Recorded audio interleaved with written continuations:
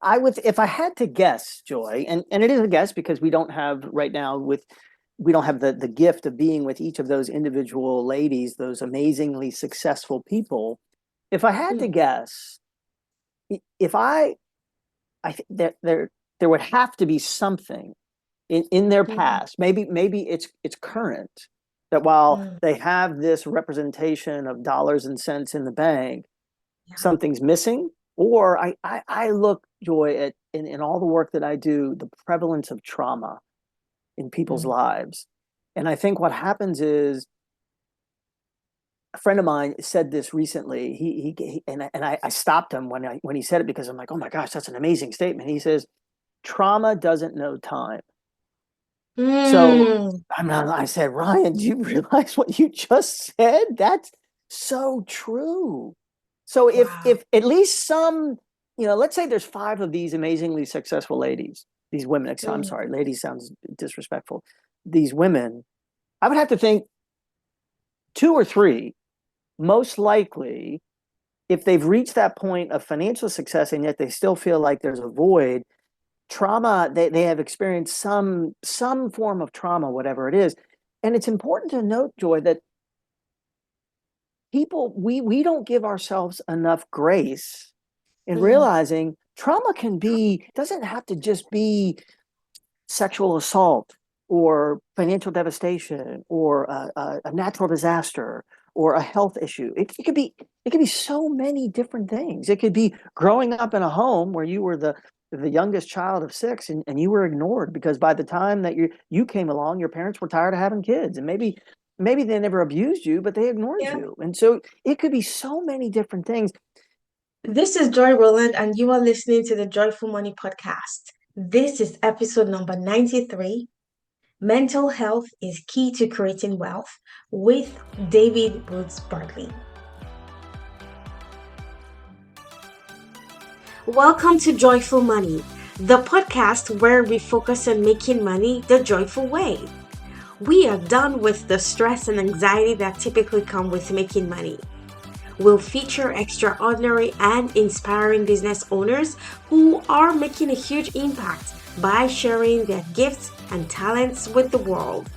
Pour yourself a cup of coffee or tea and let's go. Hello, everybody, and welcome to another exciting episode of the podcast. I am thrilled, I'm joyful, I'm excited because I have a very special guest. His name is David Bartley. Welcome to the show, David. Joy, thank you so much for allowing me to be. I feel like you've let me come into your family. So I feel very, very blessed. Thank you. Yes, yes, this is definitely my family, and you are very welcome. Why don't you start, David, by introducing yourself and telling us what you do? So right now, what I do is I share my journey. And my journey, Joy, is the journey from mental hellness to mental wellness. And I travel around the United States and albeit the world. And I talk about the importance, as you said, the importance of mental health, but also to giving because I still battle this thing called depression, and I'm 61 years old, and I have battled it for really 50 years, and so I'm out there. I'm a storyteller, so I don't use statistics and I don't use PowerPoints and things like that. I tell a variety of stories to help people better understand the malady that I deal with and battle and have successfully have overcome at times so that they can have a better idea maybe of what they're dealing with, but also maybe their brother, their sister, their husband, their wife, or anything else, because ultimately the better we are feeling, especially in terms of our mental health, per what you said at the beginning of the podcast, the more access to wealth of every type that we have.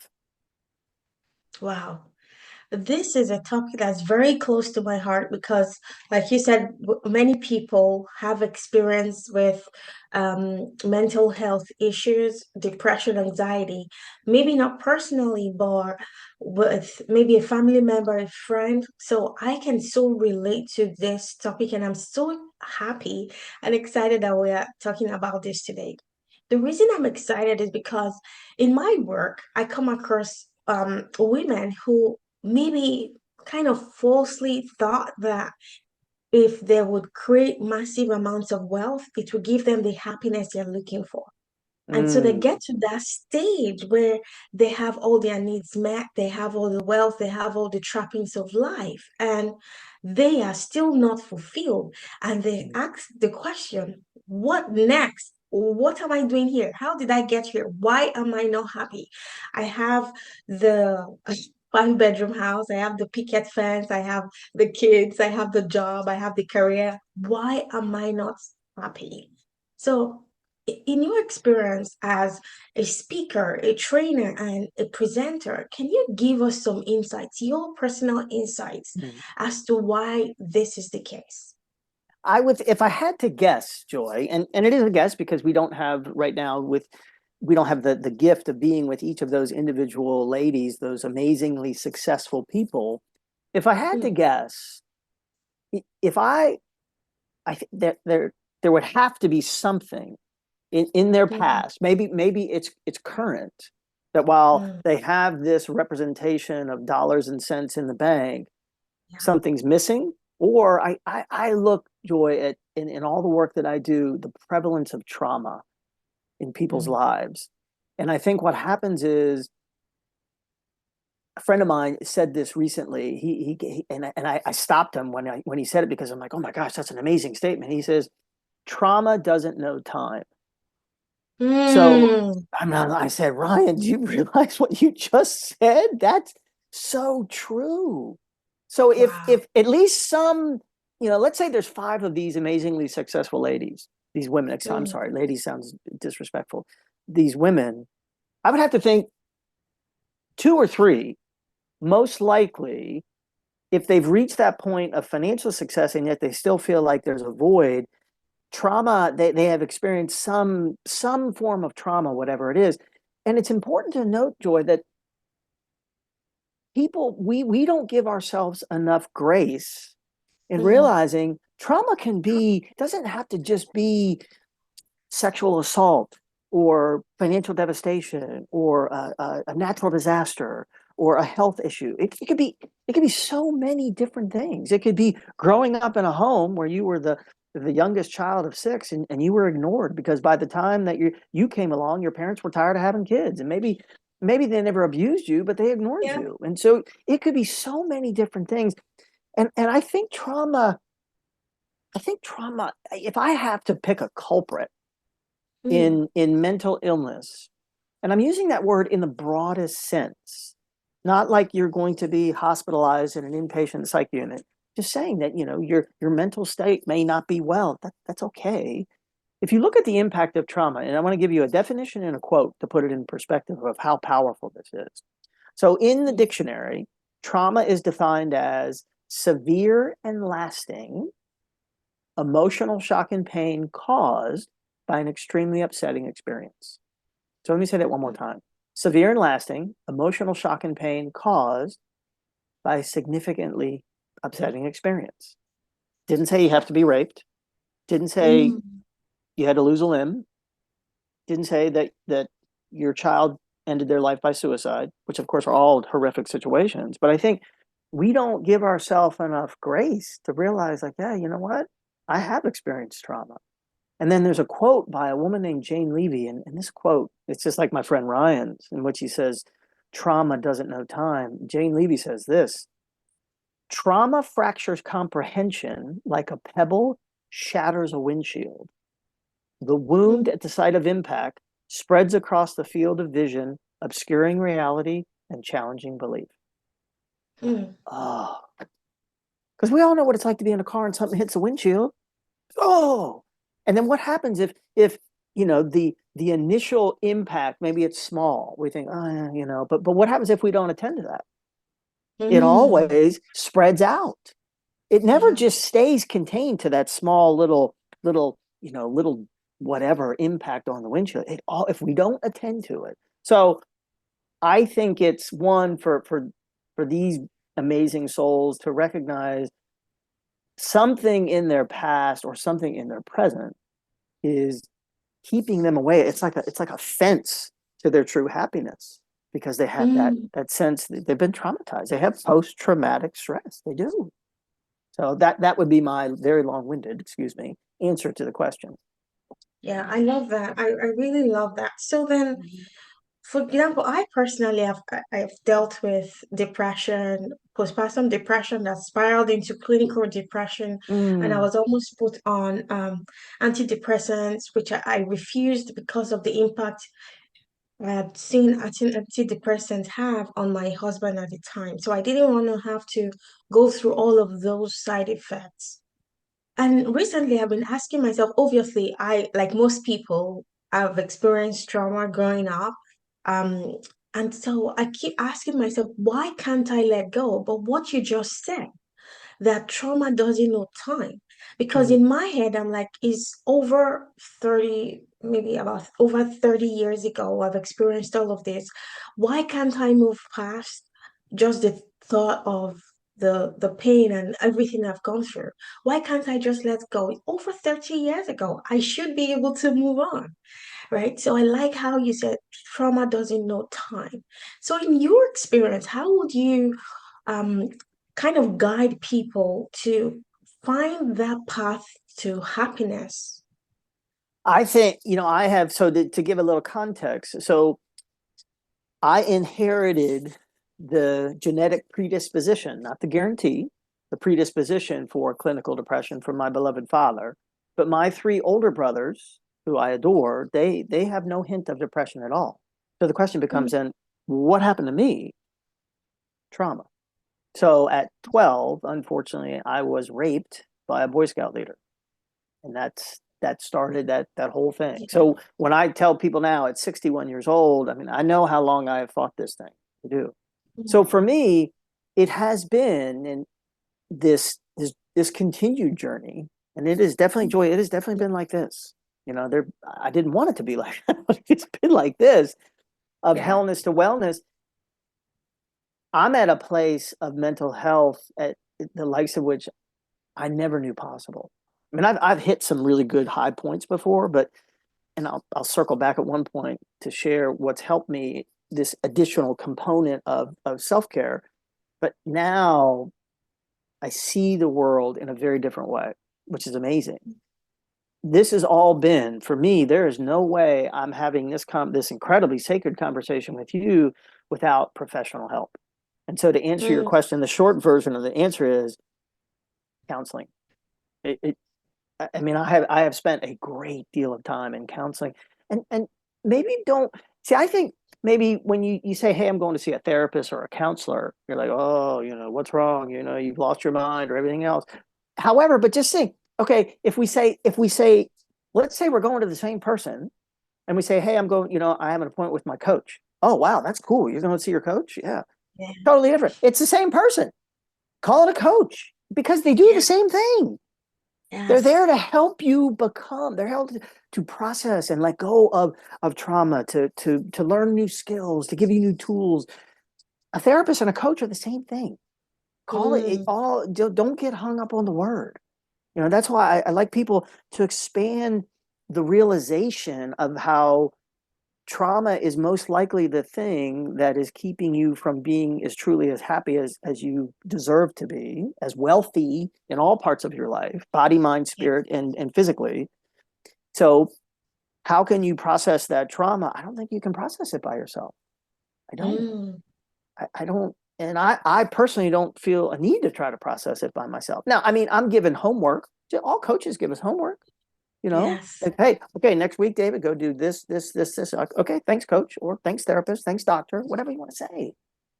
So I think, and I mean, the people, Joy, that I have in my life to support me are just amazing, Mm, incredible. There's no way I'm here having this time with you without the people in my life. It's impossible. It doesn't happen. wow, this is so profound. So then, like, how do we how do family members support Mm. family members who are going through this? Like, I asked this because I did a very terrible job, and I have to apologize to my husband because he was battling all of these things, and he opened up to me one day and he said, "Oh, I always have thoughts of going in front of a train when a train Mm, is coming." mm, And he said, we were in the house, and he said, something keeps telling me to go up um to the balcony and jump off, right? mm, And my I was angry when he said that. And I told him, well, why don't you go to the penthouse, go to the highest point and jump, so that when you jump, you make sure you die and you end it for real. I was angry because I was like, why would you entertain such thoughts? Right? So that response I gave him, I still beat myself up to about it today, because I felt like I allowed my fear of him leaving me, my fear of him mm. dying, to overcome the support he needed at that time. Right? So how do family members support their people? So, one, thank you for sharing that. May I ask when that was? Oh, this must have been about 6 years ago. And may I ask, have you ever apologized to your beloved? Not directly, but he Okay, listens to this podcast, and I hope. let's just start. So I don't. I laugh just in the joy of being connected with you. That's not. I'm not being disrespectful. So I think I get this question a lot, and I love this question, and the answer is really simple. So you come, yeah, I come to you and I say, Joy, I'm thinking of killing myself, or Joy, I'm really really sad, or whatever I am to share with you, and and I share, and you listen, and I say to folks, resist the temptation, even if you have some really really good ideas, resist the temptation to offer any advice. Don't offer any advice. There's a quote that says, because I'm crazy about quotes, our listening creates a sanctuary for the homeless parts in another person. And it's just that whole aspect of being able to share. And so then the question becomes, okay, David, how do I best support my beloved who said he wants to go up to the balcony to jump off? And my reply would be is ask him. You say, sweetheart, I'm so incredibly sorry that you're suffering. I love that word.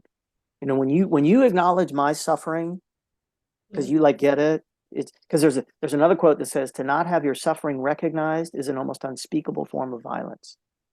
So you just think Mm, about, like, so you say, sweetheart, I'm so incredibly sorry you're suffering. So now I hear, I know how I feel. That's huge. That in and of itself does so much good. I mean, that's like money in the bank right there. So you say, sweetheart, I'm so incredibly sorry that you're suffering. And then this is the next part. What can I do to support you? mm, And then you listen. Because they may say, and the beauty, and this is what I was taught. I'd love to say these are my original ideas, but they're not. These, because he may say like something like, oh, hey, you know what? Let's go get a vanilla milkshake. Okay, great. I wouldn't have thought of that. The other thing, and I literally just learned this today, mm, speaking with who has now become a dear friend of mine. I always thought, so in the United States, and I don't know what it is in the amazing country known as Canada. It used to be for us when you were in trouble, you call 911. Now we have for suicide, it's 988. So mm, like if I'm struggling, I call and say, hey, I'm having terrible thoughts, whatever it is. But this beautiful soul who I'm now closely connected to, he said, David, realize 988 is not just for people who are suffering themselves or in a dangerous place. It's for people who want to help that person to call the number to get ideas on how to support. And I'm like, I literally said, shut up. That's incredible. So mm, there's two ways. One, ask the person, because you are going to be, we, not you, we are going to be surprised at the simplicity of what they need. It is just, and let me give you a personal example. And it's not about me. There's nothing special about me. I'm a product of the people in my life. So I have mm, a dear friend, and I love this young man. There's just something about him. I just love him. So don't get very much time with him at all. And out of the blue, probably 2 months ago, his mom called me and said, "Hey, Levi is in a really bad place." I'm like, "Really?" I'm like, "Oh my gosh." She said, "Would you talk to him?" I said, "Of course I would talk to him." So we have a conversation. I said, "Brother, my God, what's going on?" And share, and he was just a whole bunch of different things. And all I did really was listen. And I said, try to think, okay, follow my own advice. I asked him, "What can I do to help you?" And he Mm, said, "Stay in touch." I said, "No problem." And he's a texter. He's younger than I am. So we just text back and forth. And a lot of times, Joy, in the beginning, I would text him and it would be like 2 days later that he would text back. And my texts are always short. Sometimes I get a, picture off the internet, but they always ended with "I love you." I said, "I love you very, very much." And just there were supportive things that people have said to me, I just said to him. So about a month ago, he, he sent me this text and he said, "Hey, I just want to mm, let you know I've turned a corner." mm. Thank you, Jesus.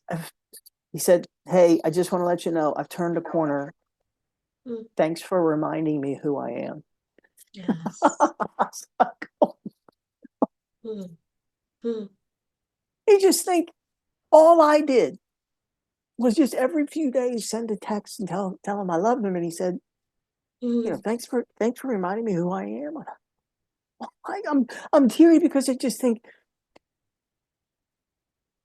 to to to, to be able to play a role, a part, mm, to mm, share, to like, oh, and the simplicity of it and the power, and then how I got to feel. When you feel like, God, am I making any difference in the world? mm. For somebody to say, "Thanks for reminding me who I am." Oh, yeah. Wow. So I think and if I may, it's never too late to make amends. It's Mm. never too late to say to if I may, and if I'm overstepping my bounds, I Oh, yeah, go apologize. ahead. To just say, "Sweetheart, you know what? If I could change one thing, it would be how I would responded to your suffering. Would Mm. you please would you please forgive me?" Yeah, And just, it's yeah, yeah, it's yeah. yeah, yeah. Thank you so much for that. Like, I sure needed to hear that, and I'll go back and re-listen to this episode when it publishes. So, how, like, someone is listening and they're like, how do I move on? So, for me personally, I I got to a stage where I had the house, I had the car, all my needs are met. Like, I don't want for money. And so my work, the work I do now is now the fuel that keeps me going. Like, Mm, seeing the impact my work makes, that's what gets me excited to wake up in the morning. Right. And mhm. that's why I love the work I do. So then how would you tell someone, what would you tell someone to navigate this so that they have a life that fulfills them? Because at the end of the day, that's all we want. We want to live a life that we feel fulfilled by, want to live a life we're happy about. And the reason I'm so passionate about this is because I want my daughter to not have to go through what I've been through, because I know that sometimes the pain of trauma can be passed through to the next Mm, generation. And mhm. so I want you to stop here with me, Right. right? And so what encouraging words do you have for someone listening? They're like, okay, how do I move on? How do I create a life that fulfills me? I think one, thank you for sharing. Thanks. I think the the key question to ask ourselves in moving forward is, what is happening in my life when I feel the best? Mm, And it could be whatever it is. Because I think, Joy, that from a spiritual perspective, God God doesn't expect us to that his will through us is to do something that we hate. Like, I don't think that, like, that doesn't, like, I've never met anybody who is like really in the flow. And I'm not talking about financially, but like from a sense of purpose. I've never met anybody that they hated what they were doing. And if you look at all those people, like you are making an enormous difference because you love what you do. You feel like you're whether you want to use, the God word or not, and I'm not here to preach. So I think it is to find out, well, what is that thing that, what's the purpose of my life? And I'd say, okay, well, what's going on when you feel the best? Mm. Okay, well, I'm with my family. Like, okay, well, let's break it down even more. What is it about? Like, be like really specific in when you're hanging with your family that you feel best. It just break it down because you want to go from a generality down to really, really specific because there's going to be something specific about you feeling your best when you're with your family. There's going to be something. It could be when I make them dinner. Like, okay, who knows? Maybe you want to go start a restaurant because you are really into this experience of feeding people, whatever it is. So I think Joy, that's the starting point. And I think quite honestly, that will never, and I don't like to use absolutes, that will never lead us astray. It won't. Mm. Because there's not going to be negativity, there's not going to be evil, there's not going to be anything bad that's happening when we feel our best. Just like those two things don't go together. Yes, yes. Like this past weekend, like my daughter is always, she's 5. She's always saying, "Oh, I want to go to the beach." And we're so blessed. We live just by, well, not about 10 minutes drive to Lake Ontario, just the beach side. Okay. So we get to the beach and we go in the water. We just sit by the beach and allow the water to come all over us.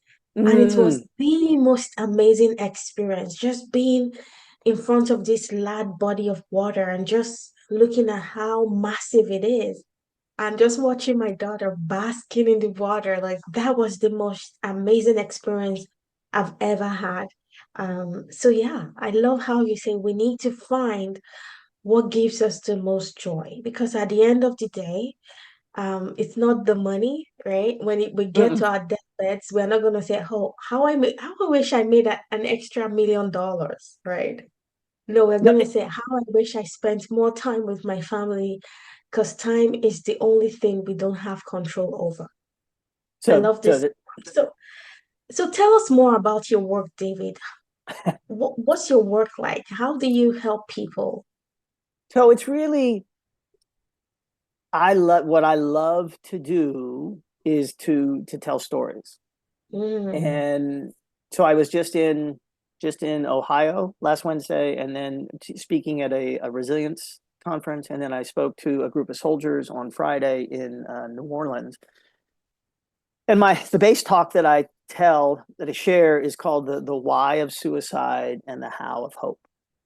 My mm, belief, Joy, is that connection creates hope and hope saves lives.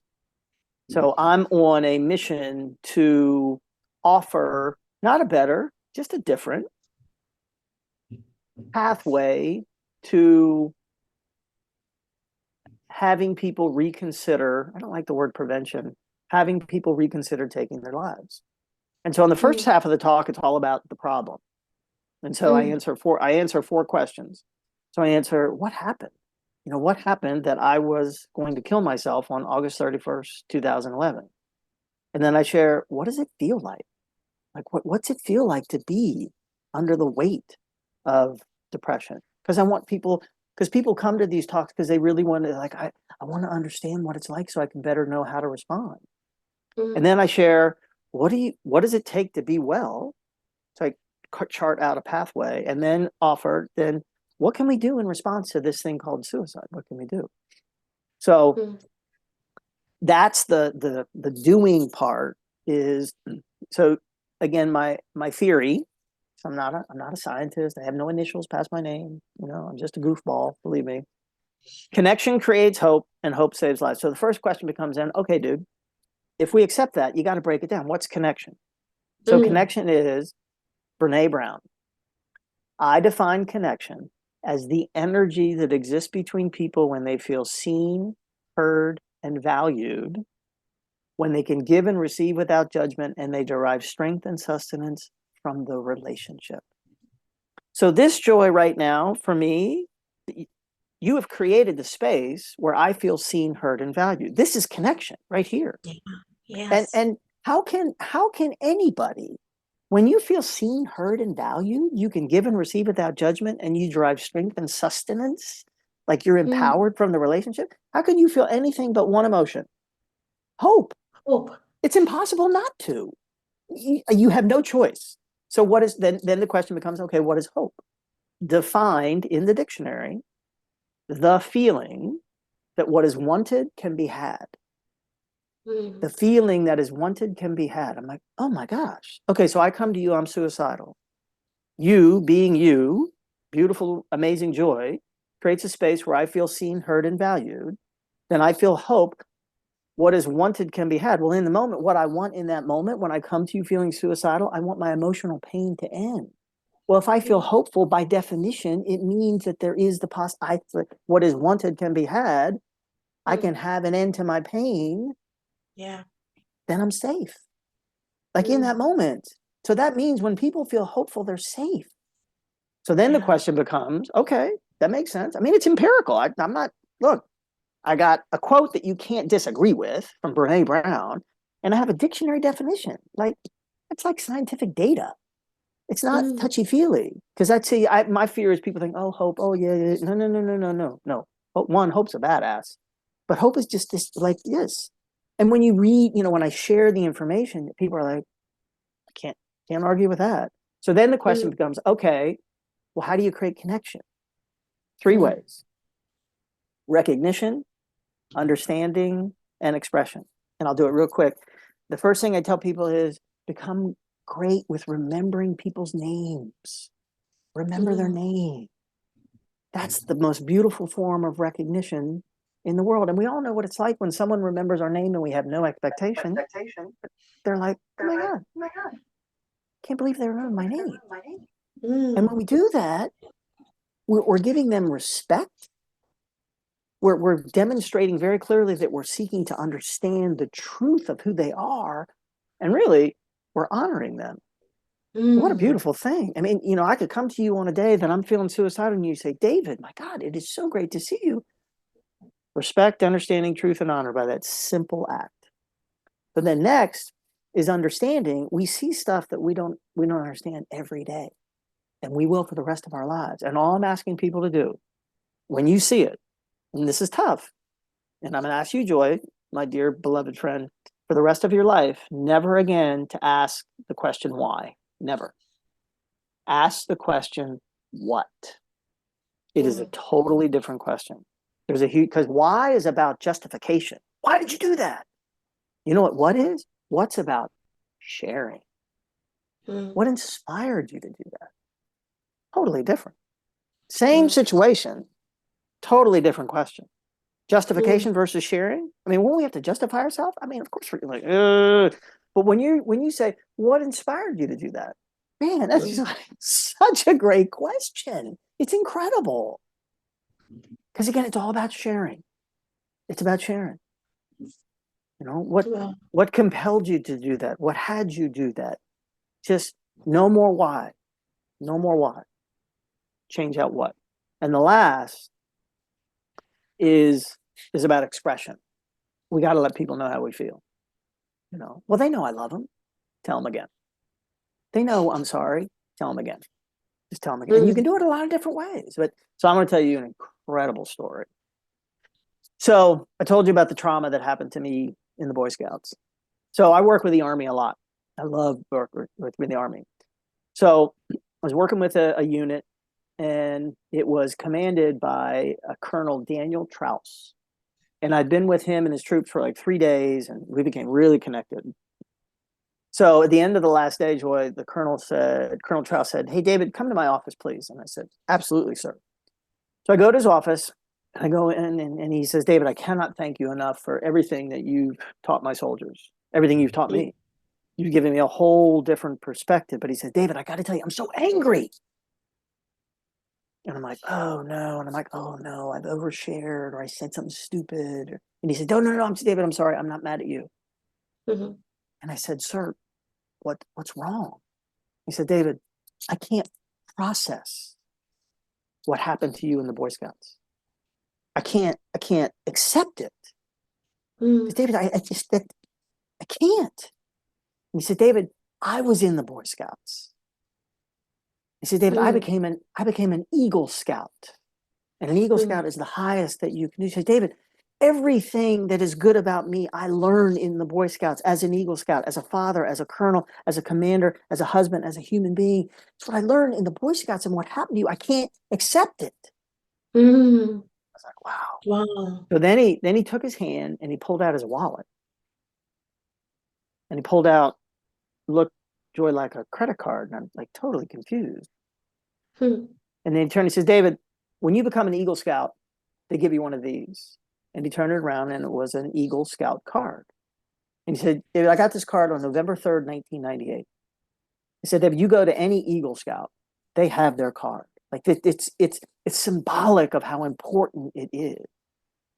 And then Joy, he handed me the card and I held it and I looked at it and I was like, wow, it's incredibly meaningful how upset he was in regards. Mm-hmm. And I go to give the card back and he says, no, you keep it. You've earned it. Wow. Wow. So I have the colonel's card. And I can't tell you, in fact, it happened just on this past Friday. At the end of the speech, there was a young company commander in New Orleans came up to me and showed me his Eagle Scout card. And he Mm. said, the fact that the colonel gave you his card.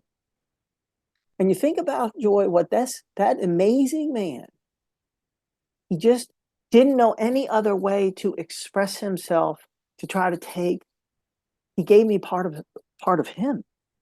Mm. This is prevention. Yes. This to me is priceless. Yeah. I will always have this with me. So that's really what I teach. And I have a bunch of other talks and stuff, but mostly it's just wanting to share what other people have done to me, what other people have taught me. Mm. I tell a lot of different stories. It's the purpose of my life. That's so beautiful. Thank you so much for sharing that. Like it's so beautiful to see how humans can connect with other humans because at that point he wanted to right the wrong, right? In his own Yes. way, right? Yes. He That's wanted so to right perfectly the said. Yes. Yes. Yes. Thank you. yes. And when I was listening to you and I was thinking back as to why I cannot let go after over 30 years. And you graciously shared your story about the abuse you experienced in the Boy Scout. Very painful, right? Mm, For me, I feel like I'm still holding on to the pain because I want justice. mm, That's what's coming to my mind. I want justice. I feel like I shouldn't have been abused. I didn't deserve it. I was just a child, right? So is that sense of I want justice. I want these men to pay for what they've done. But it's not as easy as that. Like, how do I go find them? Maybe they are dead now. I don't know. So it's the work I need to do for myself to find freedom to say, well, that happened in the past. I can choose how I think about the past and then move on to the future. So when you were speaking, what just came to me was, I want justice, right? right. I want No. them to pay for what they did, right? So if I may, and it's so interesting, I literally just listened to it yesterday. Andrew Solomon has a TED talk that you are going to is going to mean the world to you because it talks Mm, about exactly what you're dealing with right now. So mm. I can give you the title of it. It's Yes, please. phenomenal. So it's Andrew Solomon, how the worst moments in our life,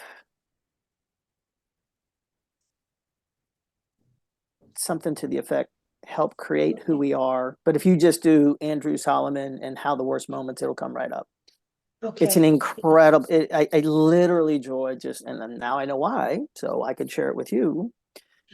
I literally just listened to it yesterday and it was just like, oh my Mm. gosh, it's just Mm. so, I mean, it is, and it speaks exactly to what you and I, in terms of what happened to us so many years ago. And it was, I can't tell you how helpful it was to me yesterday, just to, and I've heard it many times, but I needed to hear it again yesterday. Yeah. Can you And spell his last name, please? Solomon, I'm gonna look it up really. I think it is Andrew Solomon. Yeah. Solomon. Okay. Okay. Awesome. Yeah, and it's how our work. If you just type say Andrew Solomon, how the worst moments, it'll come right up. Okay. Awesome. It is Now, so powerful. okay. So listeners, I'm going to add the link to the show notes. I'm going to find it. I'm going to add the link to the show notes. Like, I can't believe what the time is. I'm just looking at my clock on the other computer. We are way over time, and I'm so happy we went over time because I needed this episode as much as my audience, right? So before I let you go, David, how do we get more people to speak up? I know like Mm, many people have experienced trauma, right? But not yeah. everyone is comfortable speaking up. But this trauma is eating people up. Mostly, I'll say all humans, but particularly men. How do we get men to see that speaking up and asking for help is not a sign of weakness? Because I feel like that's what's taking most of our fine men away from us, right? Yeah. To suicide and all of these evil things. So, how do we help men speak up more so that they can get the help and support they need? And what I would suggest to my brothers out there who are suffering is imagine we've all had a heavy backpack on. You know what that's Mm, like? And we also know that, especially if we've had that pack on a long hike, we realize we remember how arduous it is, and the weight where we can no longer stand straight up because it's heavy. We also, on the other hand, know what it's like when we take it off. Like it's like, oh mm, my gosh, it feels incredible. What I can say to you, brothers, that it's the same thing when you share, when I share, when you share, when we share something traumatic. And here's, brothers, just if you set it up like this has been my experience that works best, that you find, and hopefully you have this person, at least one person in which you know you can share something, but make sure that you set it up like this, in which you say to the person, hey, I really need to share something with you. I don't need advice, mm. and I'm not looking for any kind of response. I need you, if you would just please listen to me. Is that okay? And they're going to say okay, and then Mm, you just share and mm. and leave it at that. But I can promise you, it will be like that heavy pack. You take it off, you're going to feel better, and it's Yes. going to be, because Maya Angelou has this incredible quote that says, "There's no greater agony than bearing the weight of an untold story." Mm, So now you tell the story, you let it go. That can be the first place. And then after that, I can't say enough about how professional counseling and support groups, if I had to choose between the two, if I could only do one or the other, I would do a group. And the reason is because you're, whatever that group is, and just Google depression support group, anxiety support group, whatever suicidal thought thinking support group, they're out there. When you're in a whole circle of people that have walked a similar path, and you tell your story and you look around the room and everybody's nodding their head in agreement because they totally get where you're coming from, man, mm. that is therapeutic to the max. Not that Yeah. individual is not great. All I'm saying is, if you had to choose, if I had to choose, I could only do one, I would do group. I would, Yeah. because it's just like the impact of it is multiplied. Just, and let's step back. Let's go back into the wealth mode. What are we talking? What are we? Some of our coaches say, hey, you should be part of a mastermind group. because then you have the community effect, the multiplied effect of everybody on the same page. It's the same sort of thing when you share trauma. You have you have all of this multiplied healing. At the end of group, then you give each other a big hug because you're like, oh my gosh, I feel so much better. So just a suggestion. Yeah, that is so profound. And the reason I like this topic so much is because I know this podcast is about joyful money, making money, but there is no way you can live life to the fullest, exploit your potential to the maximum if you don't have a positive mental health, if you're not Oh, healthy nope, mentally. So I feel nope. like this is so important for everyone. Prioritize your mental health because when you're mentally healthy, you would have all of the tools, the support, the capacity you need to create as much wealth as you want. Amen. Absolutely. So, David, how can people reach out to you? How can they connect with you? So you can email me if you'd like, David at David Woods, it's my middle name, davidwoodsbartley.com. So David at davidwoodsbartley.com. Website is davidwoodsbartley.com. My beloved niece and I are redoing it right now. And feel free to call me. I always give my number out. No one ever calls me. Really? They swear no one ever calls me. I like, seriously, I'm happy to talk if you would like to call me. 916 Yeah. 247 6389. So I'd love to come to organizations and speak, any kind of groups. I do a lot of work with kids, military, anybody who it's just about putting a deeper helping people understand mental illness, create a pathway to mental health, and be equipped with these 3 tools to create a space for people that they might reconsider taking their life. Yes. Can you read your mobile number again, please? Absolutely. 916 Yeah. 247 6389. Awesome. Thank you so much. Thank it's you so been much. Thanks for having me. it's My God, this been has a been joy and a incredible. privilege talking to you.